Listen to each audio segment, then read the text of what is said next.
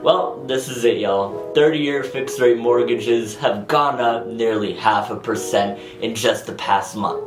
Now that may not seem like a lot, but that additional 0.5% raises your monthly mortgage payment a lot more than you think. With mortgage rates expected to go up even more this year, it's important to understand how exactly they impact your buying power. You may have no idea what a mortgage is, and if that's the case, then the simple explanation for what a mortgage is that it's a type of loan that home buyers use to finance their property. Now that's not too complicated, right? A mortgage is made up of 4 components that you pay for every month, and those are principal, interest, taxes, and insurance. I recently made a video explaining all of those components, so if you'd like to check it out, you can do so by clicking right here.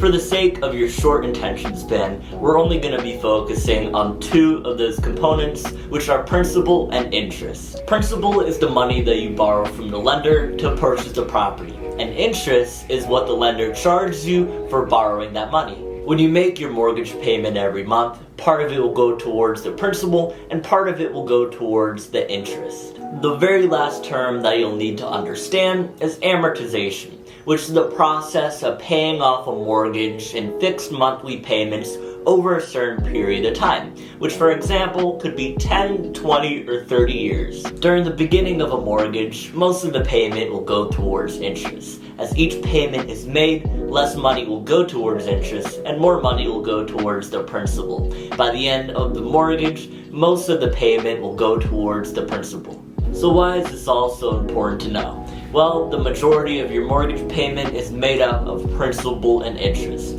So as mortgage rates go up, the price that you can afford to buy a home goes down. To give you a better idea of what exactly I'm talking about, I'll be going over a scenario. Let's say that you're purchasing a $250,000 home. You decided to make a 3.5% down payment and take out a 30-year fixed-rate mortgage to pay for the remainder of the purchase price. And to keep things simple, we'll say that property taxes are $200 a month and homeowners insurance are $100 a month. So to obtain a mortgage, as I mentioned earlier, you're going to have to pay interest on the money that you've borrowed. So let's say that you're able to secure a 3% interest rate for this mortgage. We now have enough information to figure out what your mortgage payment would be.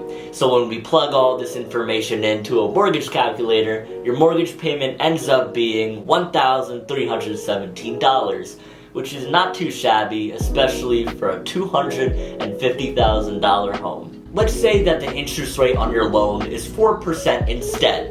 If you still want to keep your mortgage payment at $1,317, then instead of buying a home for $250,000, you would have to buy a home for $220,750. That's a price gap of almost $30,000. Now just think of all the things that price gap could translate to, such as having a home with more upgrades or being in a better school district. One other thing to keep in mind is that the higher interest rate is, the more that you'll be paying in interest over the life of your loan. If we go back to the scenario that we just went over, the total amount of interest that you would be paying on the loan that has a 3% interest rate is $129,443.63. And the total amount of interest that you would be paying for the loan that has a 4% interest rate is $158,651.94. That's an additional $29,208.31 that you would be paying in interest over the span of 30 years.